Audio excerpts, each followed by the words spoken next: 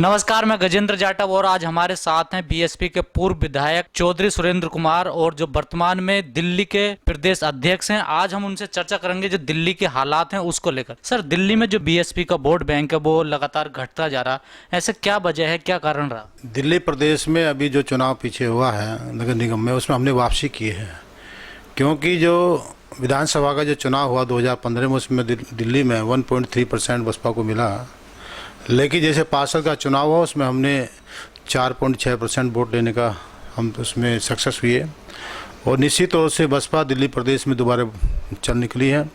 अभी हम भाईचारा की तमाम मीटिंग दिल्ली प्रदेश में कर रहे हैं, सब समाज के लोगों को भागीदारी देने का काम किया जा रहा है और बूथ से लेकर प्रदेश की तमाम कमेटियां बनने का काम प्रदेश में शुरू हो चुका है, क्योंकि आज प्रदेश के लोगों के और देश के लोगों की चाहत है कि माननीय बहन जी देश की प्रधानमंत्री बने। उस लक्ष्य को लेकर बहुजन समाज पार्टी का छोटा कार्यकर्ता बड़ा कार्यकर्ता उसके लिए संघर्ष कर रहा है। सर, कभी दिल्ली में 12 से 14% बीएसपी का वोट हुआ करता था और आजकल मैं कुछ दिल्ली के दलितों से बहुजनों से बात करता हूं तो ज़्यादातर लोगों का बस यही कहना होता है कि वो कांग्रेस को वोट देते हैं। तो ऐसी क्या वजह है उन दलितों में या उस समाज में कि वो बीएसपी को वोट नहीं देते? क्या प्रॉब्लम है? पिछली बार जो चुनाव हुआ 2015 में तो कांग्रेस को तो वोट नहीं मिल पाया है, क्योंकि जिस क्षेत्र से मैं चुनाव लड़ा गोकलपुर से, तो मुझे वहाँ 2015 में 35,000 वोट मुझे मिला, लेकिन वहाँ कांग्रेस को केवल 3200 वोट पड़ा। तो मेरे समाज का जो वोट था वो केजरीवाल के बकाये में आ गया, गुमराह हो गया।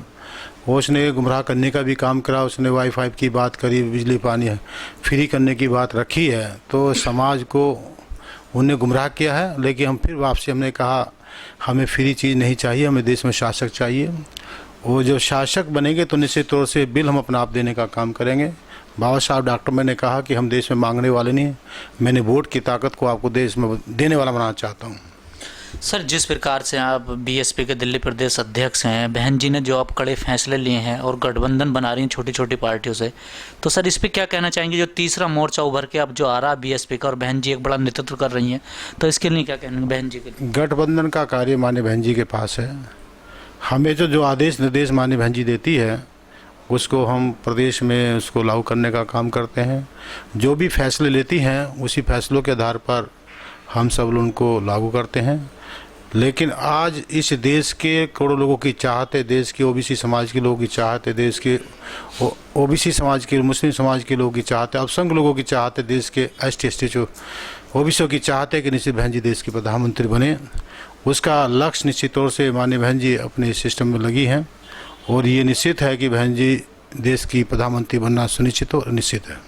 जिस प्रकार से सर राज्य के जो देश के राज्य हैं उनके बड़े बड़े नेता हैं, जैसे पूर्व मुख्यमंत्री हैं अजीत जोगी जी हैं या ओम प्रकाश चौटाला जी हैं, अनेक पार्टियों के अनेक जो नेता हैं वो कह रहे हैं कि 2019 में हमें बहन जी को प्रधानमंत्री बनाना है। और अभी छत्तीसगढ़ में अब सीपीआई से भी गठबंधन हो गया, उनको भी दो सीट दे दी गई हैं। तो क्या लगता है एक बहन जी का जो सपना था एक बड़ी पार्टी बनकर उभरने का, क्या वो सपना 2019 में सच होगा? आदमी संघर्ष करता है, वो किसी एम को उद्देश्य को लेकर। मान्य बहन जी देश में संघर्ष कर रही है और इस देश के दलित सोची, ओबीसी, मुस्लिम समाज और इस समाज के सब समाज के लोगों गरीबों के कल्याण विकास की बात करने का काम करना चाहती है। वो इस बात को स्पष्ट भी हुआ उत्तर प्रदेश की धरती पर जब आपकी सरकार बनी तो वहाँ बहुजन सुखाय बहुजन हिताय के साथ साथ वहाँ सबजन हिताय सबजन सुखाय की बात भी रखी गई। सब धर्मों के लोगों के कल्याण विकास की बात करी, सब जातियों के लोगों की बात करी, तो सबको वहाँ सम्मान मिला।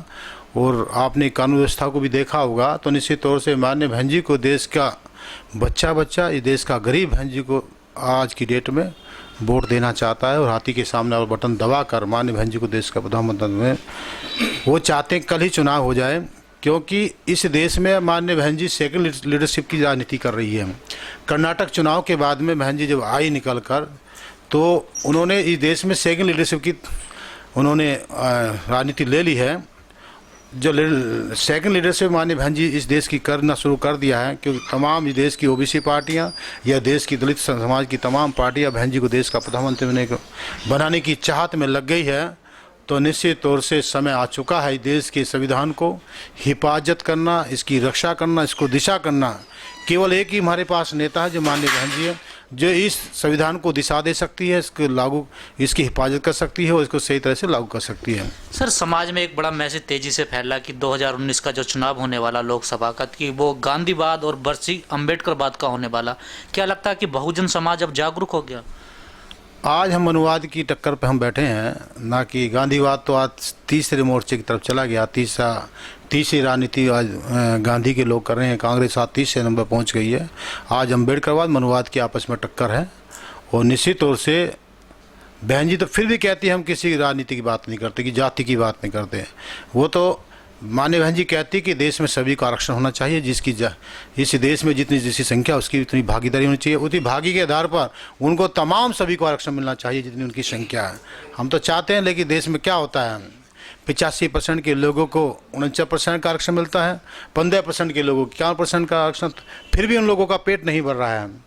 तो इस देश में माननीय बहन जी जो देश की प्रधानमंत्री बनेंगी, इस सिस्टम को लागू करने का काम करेगी। सर, एक अभी साउथ इंडिया में पहली बार बीएसपी का खाता खुला और वहाँ एक विधायक बनता है कर्नाटक में सर, और वो एक विधायक बनने के बाद उनको मंत्री बनाया जाता है और अचानक से फिर इस्तीफा दे दिया जाता है। तो सर, क्या वजह रही है, ऐसी क्या कारण रही है जो मंत्री जी ने इस्तीफा दी? उन्होंने कहा मैं बहन जी को प्रधानमंत्री बनाने के लिए मैं संगठन में काम करना चाहता हूँ। उनका जो अभी जो टीवी पर उनका भाषण आया या अनेक मीडिया के द्वारा आया, उन्होंने कहा कि मैं बहन जी को देश का मैं अपनी इच्छा के अनुसार मैंने मंत्री पद छोड़ने का काम किया है।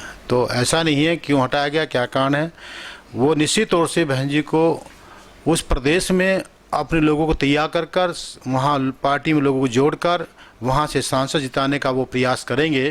क्योंकि हमारा जो लक्ष्य है, हमारा लक्ष्य प्रदेश में मंत्री बनना या एमएलए बनना वो हमारा लक्ष्य नहीं है। हमारे पास बहुत बड़ा लक्ष्य है कि जब देश की शासन सत्ता की चाबी हमारे पास आएगी तो हमारे लिए तमाम दरवाजे हमारे लिए खुल जाएंगे। ये छोटी मोटी चीज़ें, विधायक बनना या उसका मंत्री बनना, हम देश की शासन सत्ता की जब बात कर रहे हैं, जब बहन जी देश की प्रधानमंत्री के लिए बनने के तैयार हैं, तो हमें उसमें सहयोग करना चाहिए। वही उनका वो लक्ष्य है। सर, आखिरी सवाल, बहुजन समाज के लिए 2019 का चुनाव आने वाला, क्या संदेश देना चाहिए? मैं इस प्रदेश की जनता से अपील करता हूँ और निवेदन करता हूँ कि यदि उज्जवल भविष्य की हम बात करना चाहते हैं, इस देश के संविधान में समय समय पर या मनुवाद की पार्टी हो या गांधीवाद की पार्टी हो, हमेशा वो धीरे धीरे चोट करती रहती है। हमें जो अधिकार इसमें मिले हैं, वो अधिकारों को धीरे धीरे वंचित करने का काम यहाँ गांधी के लोग भी करते हैं और भारतीय जनता पार्टी भी करती है। तमाम जो हमें संविधान के तहत मौलिक अधिकार मिले हैं, उनको यदि बचाना चाहते हो, संविधान की रक्षा करना चाहते हो, तो माननीय बहन जी को देश का प्रधानमंत्री बनाना होगा। वो देश का प्रधानमंत्री बनाकर इस देश में जब माननीय बहन जी देश की प्रधानमंत्री बनेगी, एक भी व्यक्ति देश में भूखा नहीं सोएगा, एक व्यक्ति भी बेरोजगार नहीं होगा, एक व्यक्ति भी अशिक्षित नहीं रहेगा। जब देश के संविधान में मिले मौलिक अधिकार सही तरह से लागू होंगे, तो उसी लक्ष्य की प्राप्ति के लिए माननीय बहन जी को देश का प्रधानमंत्री बनाने के लिए हाथी के सामने वाला बटन दबाकर बहन जी को देश का प्रधानमंत्री बनाने का काम करें। इन्हीं शब्दों के साथ सभी को मेरा जय भीम, सभी को नमोदय, सभी सत श्री अकाल, सभी को मेरा आदाब। Thank you.